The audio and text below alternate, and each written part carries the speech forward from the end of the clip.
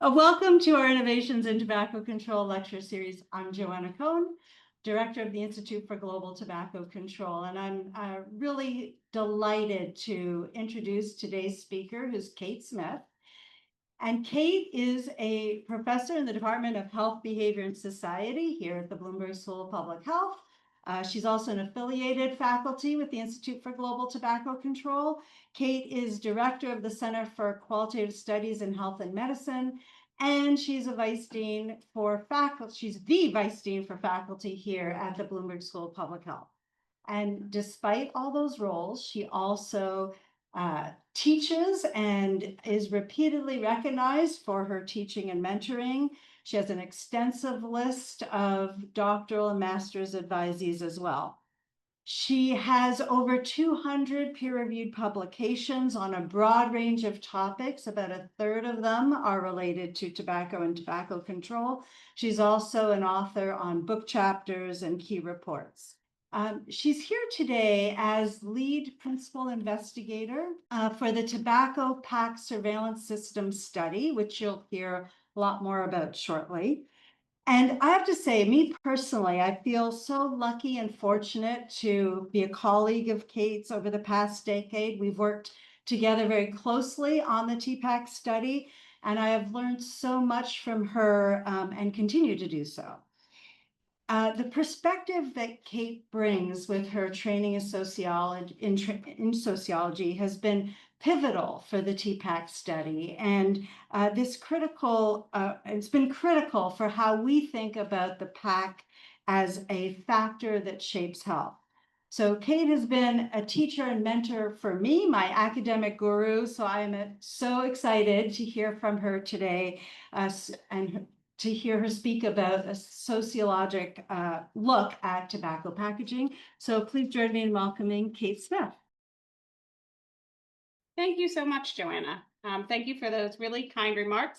And as I think people will see as I go through my talk, you have been at least as instrumental in shaping my thinking about tobacco control as vice versa. So thank you for that. So good afternoon, everybody. It's my great pleasure to be here with you all this afternoon, spend some time sharing some insights that have come up for me in relation to my contributions as a sociologist. As Joanna said, I'm really glad that she also feels this has been a meaningful part of the TPAC's project. It would have been a really short talk had she said otherwise. To share some thoughts, to share some insights that the team has had about how tobacco packs work in shaping people's affinity for tobacco products, and also think some thoughts about how we might move in the future as we continue this work and some new directions that we might take. So before I get started, I do want to acknowledge that this work was funded through the Bloomberg Philanthropies Bloomberg Initiative to Reduce Tobacco Use, for which we are very grateful. So thank you so much for that funding. So in preparing for this talk, I spent more hours than I thought I would engaging with social science literature, as well as our TPAC's data, which was a pleasure, as was engaging with the literature, and several of our prior analyses. And during these hours, I had several aha moments that certainly shaped the development of my remarks that I'll give to you today. And I wanted to start by sharing one of the passages that I read, and then I reread and sat back in my chair and did some highlighting, and I'm still thinking about. And I think it's because I think it's important. And the rereading may have had something to do, I will acknowledge, with the fact that the author is a French sociologist, and us sociologists are not always known for our plain writing, which I think it comes here, but I still think it's impactful. So this is a quote from Frank Cochoy, who's a sociology professor at the University of Toulouse in France. And you'll hear more from him later in the talk. So he says, neither do we smoke our cigarettes, nor are we smoked by them. It says I'm logged out. It's good. Okay, you can still see me? Okay. So what is true for cigarettes is even truer for the packages that precede and direct the choice. We no more choose cigarette packs than we're chosen by them. Simply, the packagings make us choose. And this is the ability that objects have to lead people beyond themselves, without, however, denying their initiative and action. So this was an aha moment for me because it was the first time that I'd ever seen someone other than me so explicitly link the work that I'm a part of as a TPACS project to the sociological ideas and concepts that are core to my thinking and that I teach in sociological perspectives and in the HBS doctoral seminar on social theory. So in this quote, I see the ideas of Bloomer, Berger and Luckman, and Giddens. And reading his Kachoy's work inspired me to engage with the work that we've been undertaking for the past 12 years or so with TPACS with an explicit sociological lens and consider the theoretical foundations for some of the work that we've been producing and where some of the opportunities might be for us in the coming years for substantive and methodological developments, particularly given the constantly shifting product, cultural, and policy landscapes. So in the time that we have together today, I'm going to attempt to achieve three things. The first is I'll explain to you why tobacco packaging is important for public health and introduce some of you. Some of you in the room know a lot about TPACS. Some of you know far less, may never have heard of it before. So what is TPACS? Who works on it? What do we do? How do we do it? Why do we do it? And what are the kinds of data that have resulted from our efforts? And I want to situate our TPACS work in the context of pertinent sociological theories that consider the world and people's lived experiences as actively co-constructed. I will attempt to weave in just enough references to social theory and as I think a public health audience needs and will tolerate. And these sociological concepts, as I've said, are ones that are meaningful to me, that intrigue me and shape the questions that I find to be important to follow. And that shape my contributions to public health. And as time has gone on in TPACS, I've come to think more about how these theories apply to some of the empirical work that we've undertaken on tobacco product branding and packaging appeals. And by the end of this talk, I want to have laid the ground for several substantive and methodological opportunities for us to go further if we lean into these theories and to suggest that to do so may offer important new perspectives for research that can inform effective policy development. I will suggest that as we can increasingly consider not only the variety of combustible tobacco products, but also e-cigarettes, that we can center methods that allow us to comprehend not only what packaging communicates about the product to the consumer, but also what it communicates to the consumer and to others about the people who are doing the consuming. The Tobacco Packaging Surveillance System, or TPACS for short, is a longstanding project within the Bloomberg School's Institute for Global Tobacco Control. Since its inception back in 2012, Joanna Cohen and I have served as co-PIs of TPACS, and we've been extraordinarily fortunate to have a fantastic team both within IGTC and also many numerous in-country partners who've made this work not only possible, but also powerful. Many of those team members are here today in person or online, and some of them have led the work that I'll draw on in this talk. The goal of TPACS is to systematically document the variety of cigarette and other tobacco product packages available in 14 low and middle income countries with the greatest number of people who smoke or use tobacco products.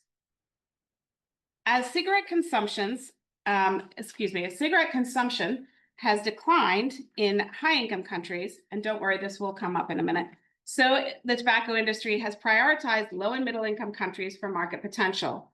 What you're seeing here and what you'll see over the next few minutes, and I'll repeat it, are just example packs from the course of our data collection from each of the 14 countries. And what you see is packs that are available in the latest year of data collection from each of the countries.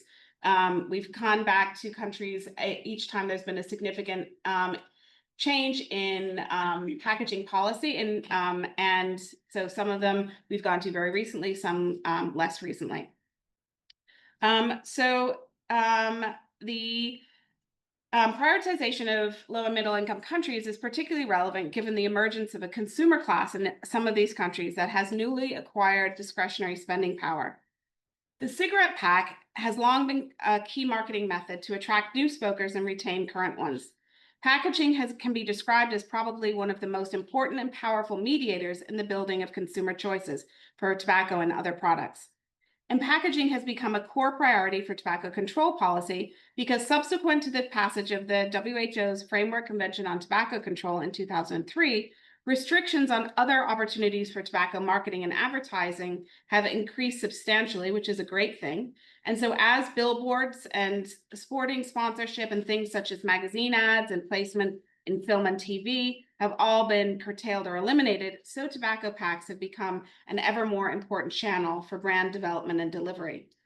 So the tobacco control literature has established that cigarette packs are a powerful communication vehicle, as the pack is on display not only when cigarettes are purchased, but also each time someone who smokes retrieves a cigarette from the pack. And from Hammond's work in 2011, we learned that a person who smokes a pack of cigarettes per day might actually be exposed to the pack over 7,000 times in a year, which is incredible.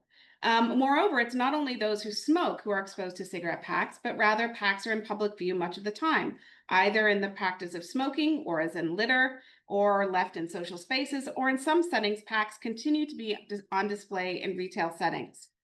So tobacco control has known for some time that packaging is important, but what about sociology and sociologists? I'll replay this. Let's see. Can I replay this?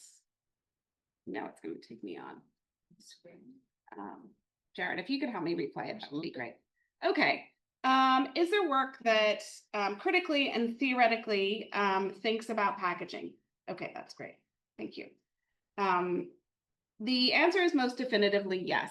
Social constructionism provides frameworks for conceptualizing how a market, such as for tobacco products, is established, developed, and modified to be responsive to policy initiatives, as well as to cultural and social change, and how packaging is part of any such market. Packaging helps people think, act as consumers to make decisions, often without the need for much conscious thought. And as a foundation for a deeper dive into our TPAC's data and as a consideration of its importance, I'd like to spend a few moments thinking conceptually about what packaging is, what it does, and why it matters. If you think about what a package for anything is, your lunchbox, for example, for those of you online, you didn't get lunch, but hopefully you're having something at home. The packaging is literally a box or a bag or a wrap that prevents the consumer from seeing, feeling, tasting, smelling the product itself. And as a consequence, these sensory components have to be conveyed in other ways. The provision of health information and ingredient labeling offers an alternative to this sensory work, but also the sellers of the product will seek to create a favorable interactive experience with the package as a highly constructed substitute for direct interaction. Packaging also allows for the same product to be presented in different ways and serves to present different brands as largely similar. So again, thinking about your boxes here, largely similar, but they give you the important difference so you see things that are almost all the same, but you can make a choice because you're also told what to pay attention to. How are they different? So these are the elements that create an understanding of the product, but also differentiate between different choices. So this creation of sameness and difference is critical for presenting a consumer with just enough choice to facilitate a quick decision that can occur at or below the level of conscious thought. Mueller and Süssbauer in 2022 they wrote about food packaging and have argued that the selling function for items such as food has over time transferred to packaging such that essentially packaging largely sells the product it contains. I think that the tobacco has the same importance. And Hallis et al. In 2023 noted that packaging tends to display a range of visual and informational elements intended to draw people's attention, bias their perceptions, and influence their choice of behaviors. So manufacturers strategically use package design elements to generate a favorable product image. Hallis et al. Also noted that visual packaging cues, and I think this is important for us in public health to think about, may be more persuasive than informational cues in guiding the product perceptions and choices, particularly of adolescents and young adults, because visual cues are more persuasive than informational cues, and because packaging tends not to be perceived as a space where persuasion is occurring, even though it very much is.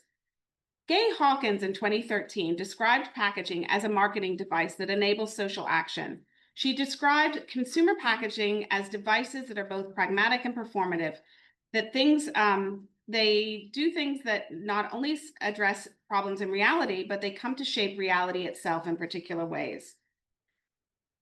Magdalena Peterson McIntyre, who someone I'll talk about more in a moment, has also written very powerfully about packages as cultural texts that do not have a definitive meaning in and of themselves, but rather their meaning is the result of active construction on the part of the actors or consumers who have situated power via socially shaped interactional processes. So we do socially shaped things with the products and the packages that hold them.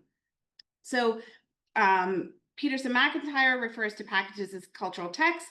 Frank Kachoy describes them as social artifacts, but essentially draws on the same kinds of ideas, and also notes that as a social artifact, tobacco packs serve an ongoing mechanism for the continuous display of information that's been deemed necessary by law or policy in the form of warning labels. So packaging is important in terms of shaping behavior, not only in relation to decisions to purchase, but beyond that. And some theorists have come to describe it as having agency in the act of consumption itself. Muller and Süssbauer, again, going back, conceiving of food, they present disposable food packaging as an integral element of consumption practices, which made me think about whether and how tobacco packaging acts as a defining and enabling part of tobacco consumption practices. And how is this being designed currently in the emerging e-cigarette market? So sociological traditions that focus on meaning creation also bring to light relevance for how people's understanding of the practice of tobacco use, including their own behavior, is shaped by tobacco products such as cigarettes and e-cigarettes. And the products are somewhat defined by their packaging. So if one is seeking to if one is seeking to understand how people come to connect with tobacco products, and then it is important to pay attention to product packaging. Packaging is actively involved in creating a shared understanding of the product itself, as well as the act of consumption and the identity of the consumers. So from a public health perspective, given the importance of tobacco control to protecting the public's health, our decade plus of working to build a global tobacco packaging research hub has clearly been a good investment of time, energy, and resources. And as a sociologist who's steeped in a sociology of meaning tradition, it makes sense why this work is meaningful to me and continues to be compelling, because it sits at the intersection between these two passion areas for me. So now more to the specifics of TPACs and what we've been looking at over the past decade. So the TPACs data collection started in 2013 and has been a vibrant and ongoing project ever since. TPACs has been, from its origins, an audacious undertaking. In 2013, our team started by visiting 14 countries, and when I say our team, it was largely two people. Jenny Brown may be online; she was one of them. And in that year, we collected over 3,300 unique tobacco packs, over 3,000 cigarette packs, and also BD, Kretek, and a few packs of straw cigarettes in countries where those were part of the market. And in total, we've collected over 7,400 unique tobacco products in 29 separate data collection undertakings. And most recently, we have completed our first data collections specifically designed to systematically collect e-cigarette products in Indonesia in 2022 and China in 2023. So this is just a sense of what's in our data in TPACs. And whenever we collect packs, we use a common data collection protocol that we initially developed in 2013 and that we've since refined and adapted for country-specific conditions and circumstances. And just for your information, this is available for reference, adaptation, use from the TPACs website that was on the QR code. A key part of this effort, the TPACs effort, is to monitor whether required health warnings on tobacco packages are being implemented as intended, and to identify pack design features and marketing appeals that might violate from or detract from country-specific tobacco packaging requirements. We have fact sheets available on the website for each country and each data collection, and these are available in English and the relevant local languages. And today, my focus will be on the branding and marketing appeals that we find on the tobacco packs that both serve for product differentiation purposes, but also that distraction purpose. And I will argue also contribute to the consumer's understanding of the practice of tobacco consumption and what it means for themselves and for the behavior that they're engaging in. So according to Carter in 2003, to brand a product is to go beyond the attributes of the physical entity and to construct associations and meaning for the product that have value to the consumer, that transcend price and utility. And ultimately, a brand is successful when it conveys positive attributes, not only for the product, but for those who consume it. For tobacco product, much of this branding work is now done via the pack.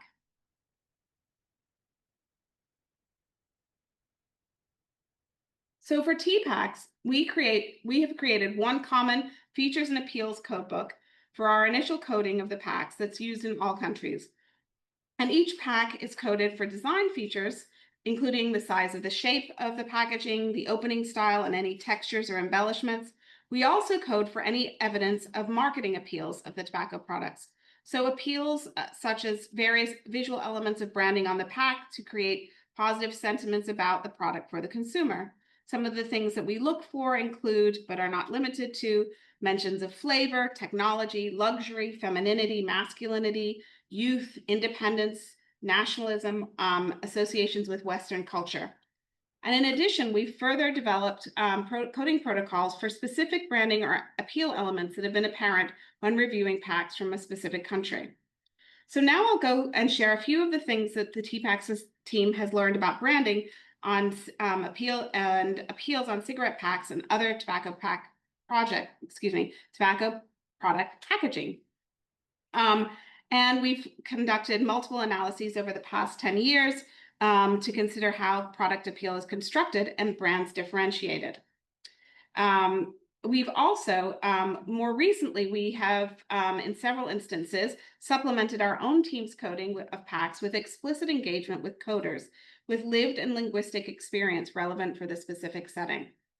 We've also branched out from simply coding packs to designing studies in which target consumer audiences engage with packs in group settings and provide feedback on their reactions to various packs and assess appeals for themselves and other consumers like them. So as I've previously mentioned, in policy environments where there are fewer opportunities for advertising and branding promotion of tobacco products through mass media and retail, so the pack becomes ever more important for brand promotion and differentiation. And at the same time, with larger and more impactful graphic warning labels on the pack, there's also an incentive for the tobacco industry to use any remaining pack space and actually create more available space if possible to draw attention of the consumer away from the health warning label and communicate positive messages about the product. So one element of product branding that was striking to us in the early years of TPAC was that across many countries and non-Anglophone countries, there's prominence of English. And this was evident to us early on in the coding of cigarettes. And once you start looking at the e-cigarettes, it's evident there as well. And so in 2018, we published an analysis of the use of English in cigarette pack branding, in which we called upon sociological theories, Veblen's theory of conspicuous consumption, and explored how goods such as cigarettes could serve to demonstrate one's social standing and status by signifying leisure and ability to spend resources without requiring total value or utility. In consideration of our TPAC sample at that time, we found that 2/3 of the unique cigarette packs collected across 6 non-Anglophone low and middle income countries in 2013 included some English as part of the brand appeal. So that's 876 out of over 1,300 packs, 1,303 packs. And the majority of the packs with any English included only English. And we noted that English words have a symbolic value in many settings. And so in addition to English potentially being used as a channel to communicate an idea, it may be that cigarette companies were thinking that it was most effective to communicate in English. Drawing on Veblen's theory, we also saw part of the value of consumer products such as cigarettes is when their meaning, for which packaging plays an important part, serves to specifically associate them with wealth or cultural power. So the idea that there's English on these packs signifies that someone is can understand English and is affiliated with English. So these serves to symbolize one's connections with a good life or a westernized notion of power, which in turn is a factor in establishing or maintaining one's own social standing and positional power. So looking at the packs in our sample, we noted not only the existence of English, but also references to leadership, style and professionalism, and English phrasing that associated cigarettes with other consumable goods that were associated with a good life, such as coffee or alcoholic drinks, as well as to other aspirational qualities and connotations of relaxation and socialization. Prior research using tobacco industry documents, not done by our team, has demonstrated how companies have sought to create brand identities that have value for populations with limited power, such as women, people living in poverty, and racially minoritized populations, in conveyance of attainment of aspirational status through the use of the product or affiliation with the product. In 2018, we also conducted an analysis of sporting depictions of sport on packages. And this analysis was led by Cerise Clegg, who started as an undergraduate research assistant with TPACs and then joined it as the research staff, and then who went off to medical school. And in preparing this, I saw that she's now practicing physician, which made me happy. What we found was that there was quite a bit of sports terminology on packs. And we argued that the pack is a powerful medium through which the tobacco companies were continuing to associate their products with idealized concepts associated with sports in contexts in which the other opportunities for such an association had been curtailed. So sponsorship, for example, had been taken away, but the pack was still available to make these connections. And we suggested that the inclusion of sporting terms and imagery on packaging serves to allow an individual consumer to connect the product with their own construction of themselves as having attributes associated with athleticism, strength, determination, accomplishment, even a sense of healthiness. And connections between sports and cigarettes serve not only to undermine public health messages about smoking's negative health effects, but also connect cigarette brands with positive attributes, which ultimately is detrimental to health goals. Another analysis of packaging appeals that went across several countries was led by Lauren Zablicki, who's here today, who is IGTC faculty and a TPACS collaborator.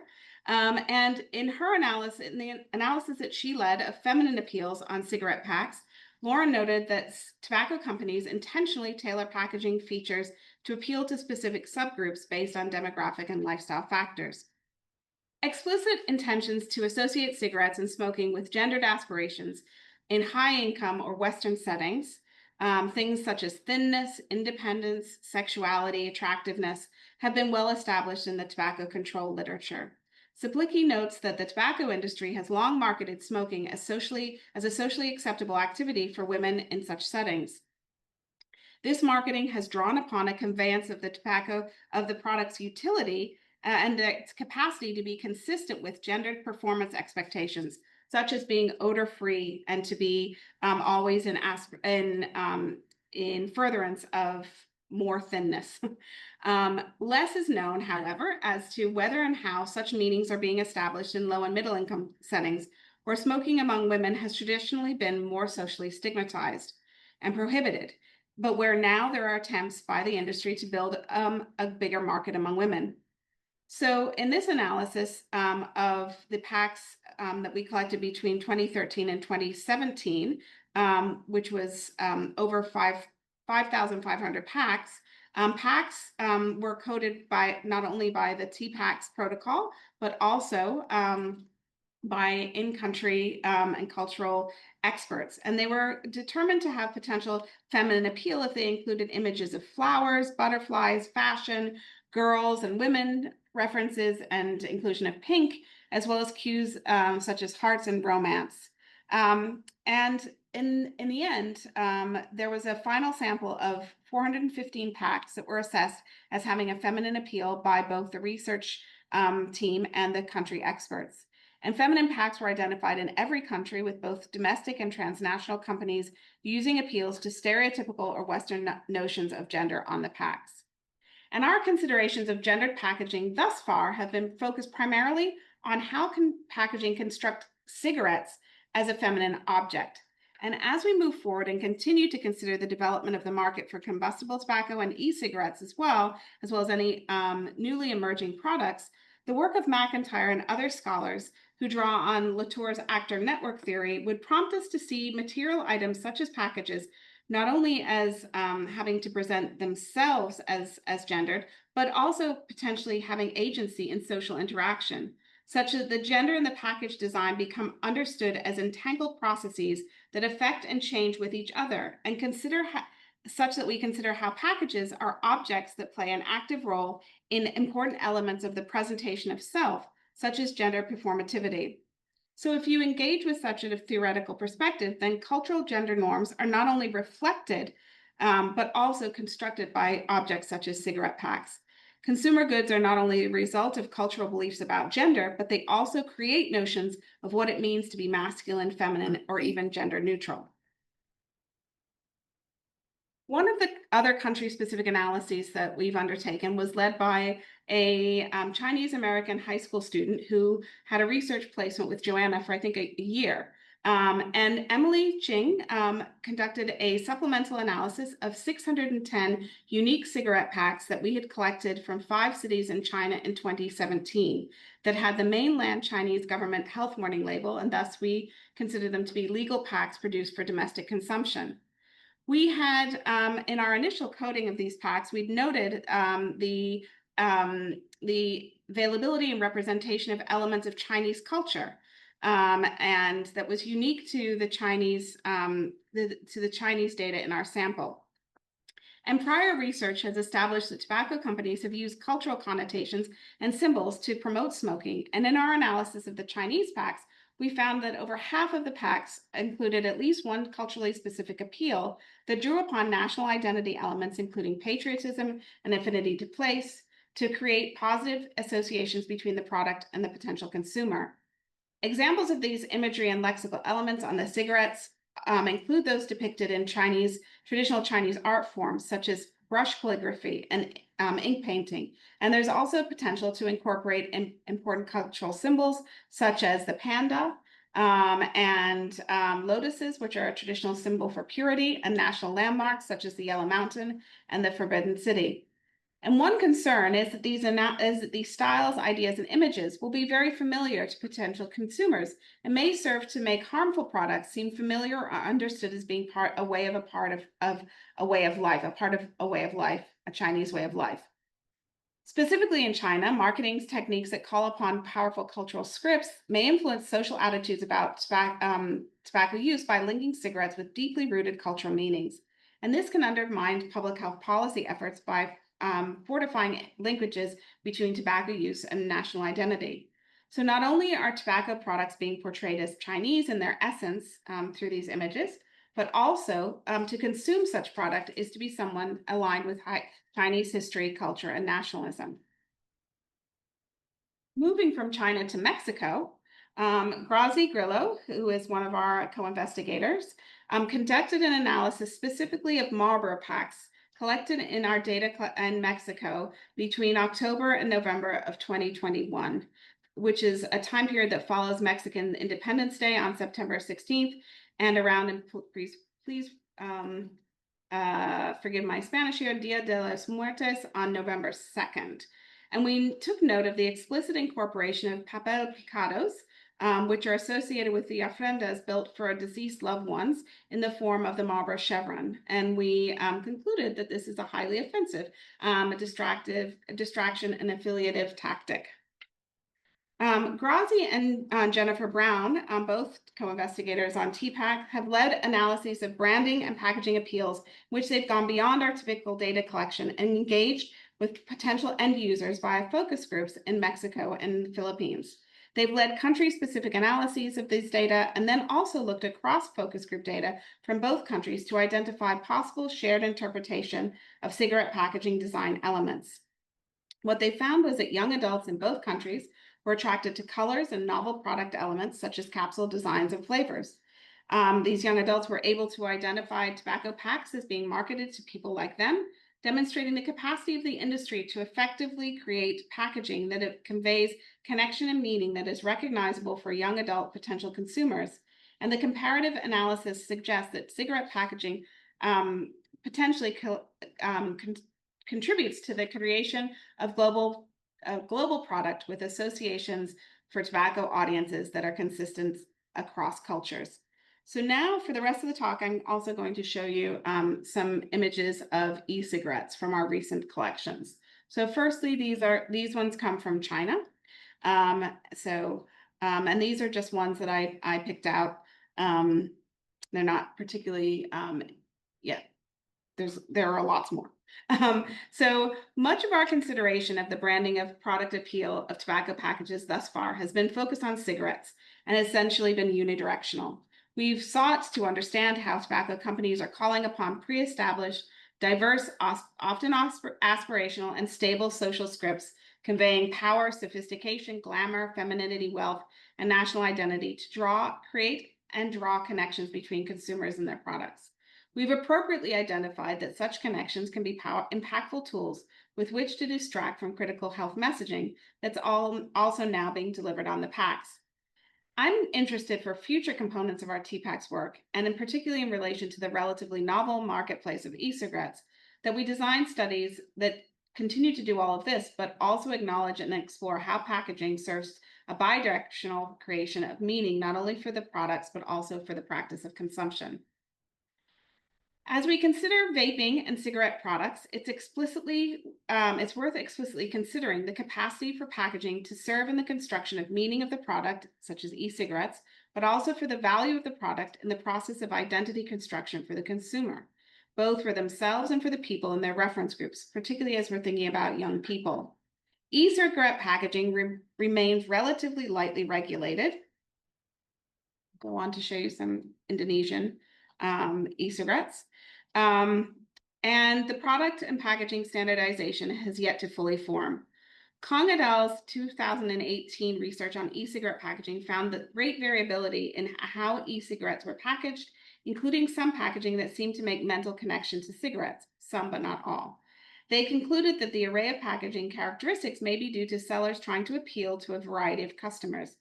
So I feel that it's not only important that when that we consider what e-cigarette companies are seeking to convey about their products on packaging, but also the connections that they are seeking to make with the consumer, and that we also examine how consumers are engaging with e-cigarette packaging as a part of the construction of their own identity, sense of self, and the potential role that these marketed products may play in social interaction.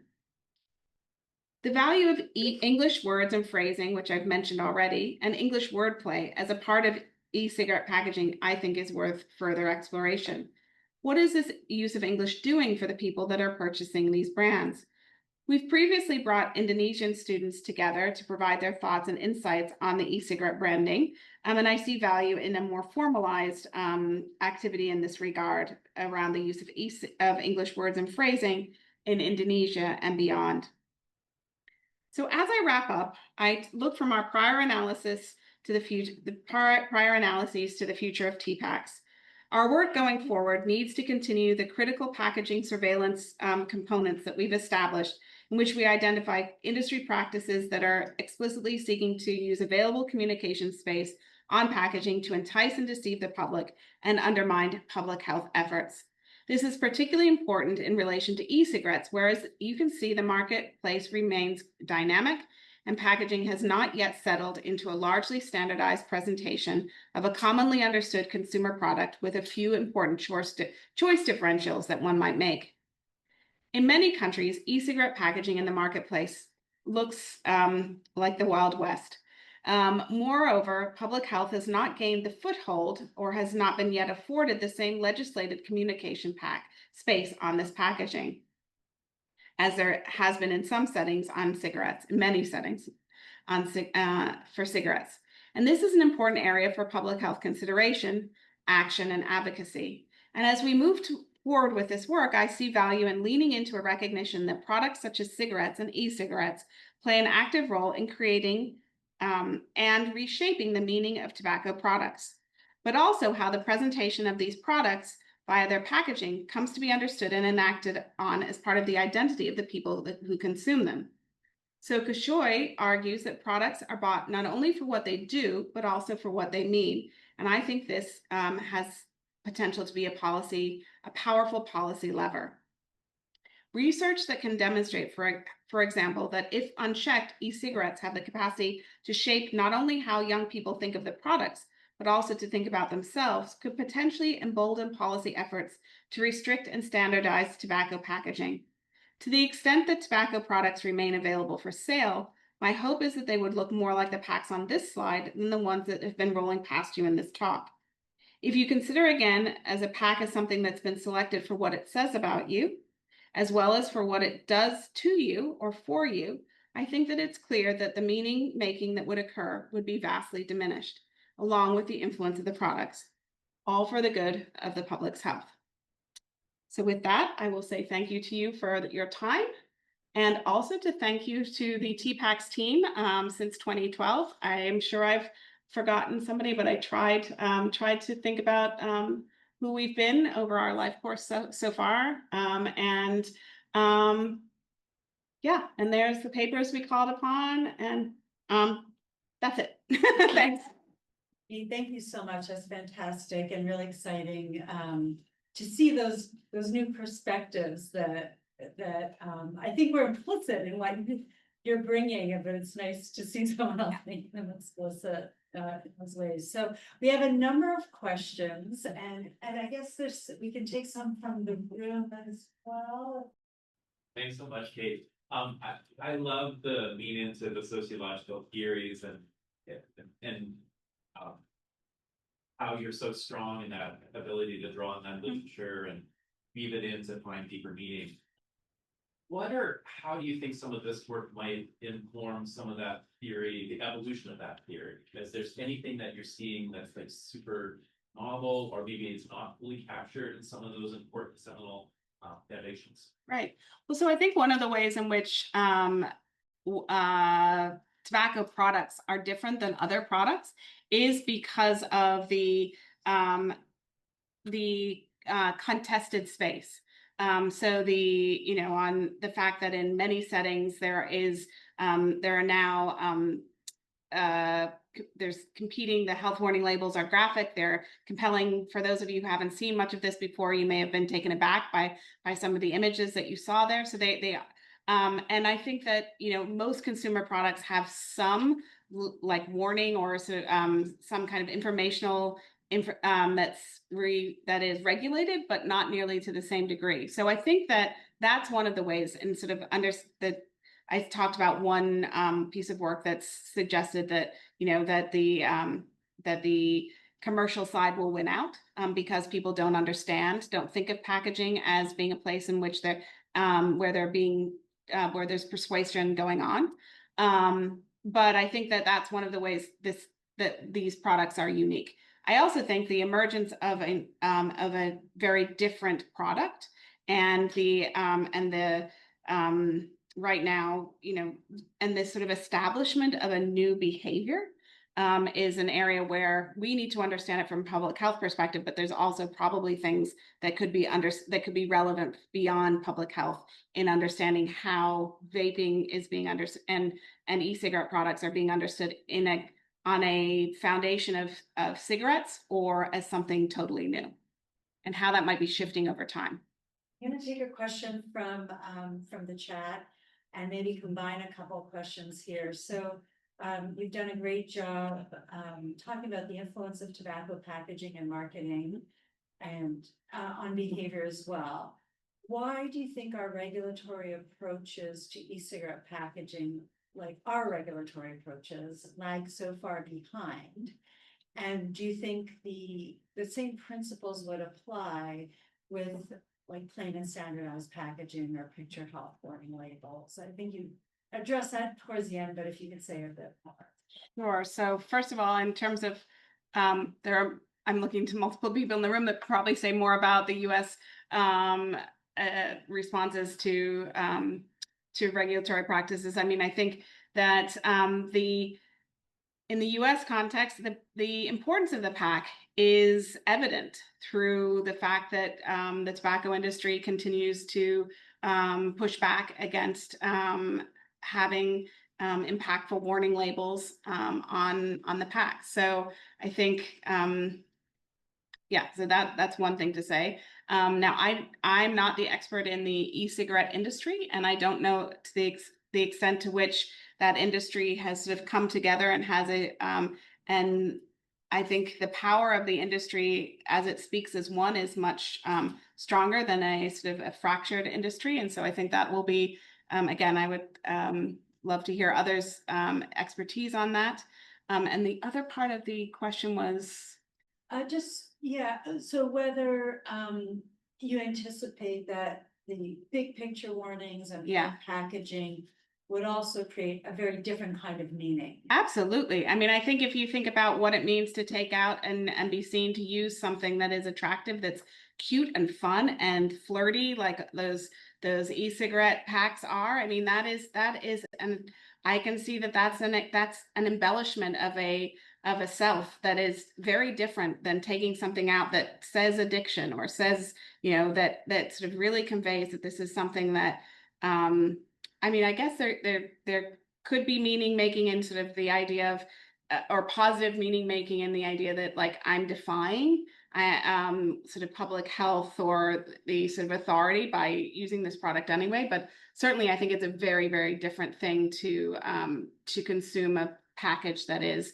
so explicitly like fun and outrageous as those e-cigarette packs from Indonesia are.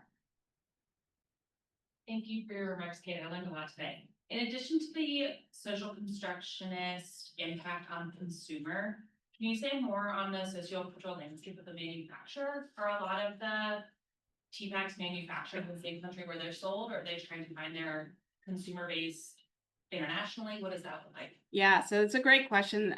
So it really each country is different, but a lot of what we look at in our analyses is we tend to look at, are there differences in sort of in what we see by the transnational, the big companies versus local versus the local companies.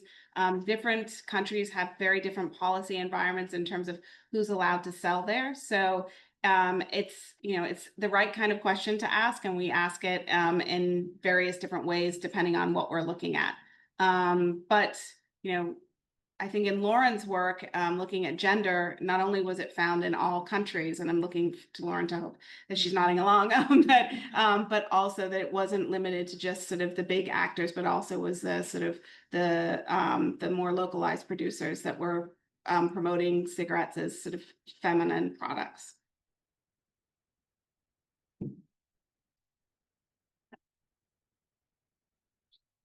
This is like so like fun and like fascinating to think about this with this sociological perspective. And I was thinking a little bit, you mentioned get-ins, and I was thinking a little bit about like, you know, we were like kind of talking about how consumers interact with the pack, but then there's this whole other layer of how the industry is watching that. And like, and I'm just curious, like how like we can, I mean, some of this hits on the question of sourcing, but like how we can use TPACs and like other data together to kind of understand how these like decisions are being made, and maybe, you know, that's something that can also inform the regulatory strategy, which is that like other level that's happening too. I would love to think more about that. Like industry documents and things like that. Yeah. I don't have a response other than like, if this has sparked this in you, let's talk, because I would love to think more about that. I think that I think the work that we did for the, like, and I'm talking about TPACs as if it will go on forever, because in my heart right now it will. But, you know, I think the important work that we've done over this long period of time so far has been critically insightful. But I think that I think now we are understanding more that there's more to be done than just us coding the packs and acting as if that's sort of that's what they mean, but rather sort of I think it can be really powerful by understanding like what the consumers mean, but also thinking about other data sources and other stakeholders who we could actually kind of try and connect to when we're seeing things in the packaging. Let me just jump in from the chat. So we've talked about cigarette packs and e-cigarette packs, and there's a question about smokeless tobacco, and whether you have any thoughts about that, if you've seen or similar things going on with smokeless tobacco. Yes. So in preparing for this talk, I didn't go back and look at our smokeless tobacco data particularly, but anyone from the TPACS team can jump in here. But my sense is that there's not, in the countries that we've looked at smokeless, there hasn't been nearly as much sort of appeal.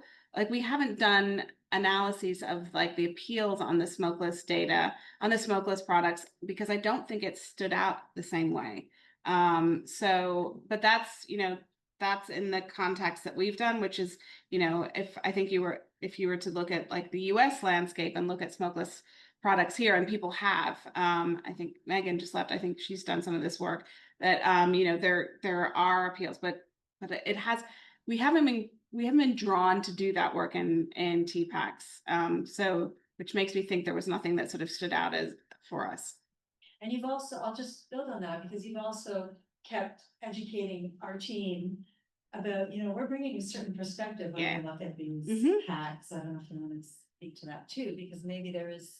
Absolutely. So yeah, I mean, and that's where I'm going in the end, that like, so we bring a group of public health, largely US based, largely white, not like non-tobacco using people together, and then we look at packs and we're like, oh, this is what's important to me, and it's like our and most of us are a long way from being the target audience in terms of age, and so it's like, oh, how representative is that of like how people will connect with this, who the tobacco industry is trying to actually connect with, and what meaning will they make of this. So that's, I think, exactly where I think, like, as we continue to go, we need to lean into ways in which, and we've talked about things like crowdsourcing, and like, are there ways that we can just get more and more insights into how people connect with these products, and not only, and I know it's repetitive, but not only what do they understand as the meaning of the products, but to the extent that they create affinity for themselves, how does that make them feel about themselves? Because that, if you're going to use a product on a repeated basis, that's going to be important to you.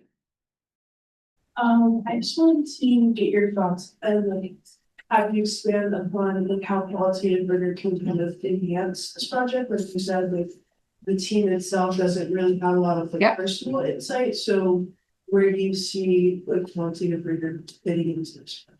Yeah, so that's a great question. So I think that the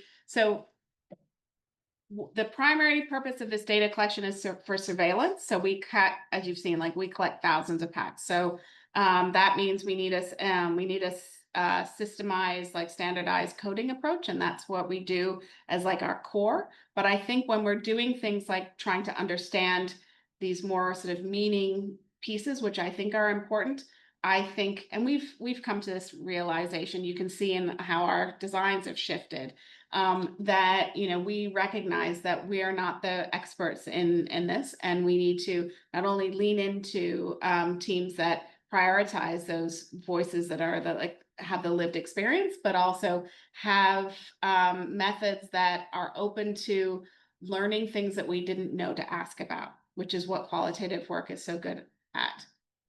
So yeah, we've done focus groups, and we've included in-country coders on our teams, but I think that there's probably more sort of doors that we could open there.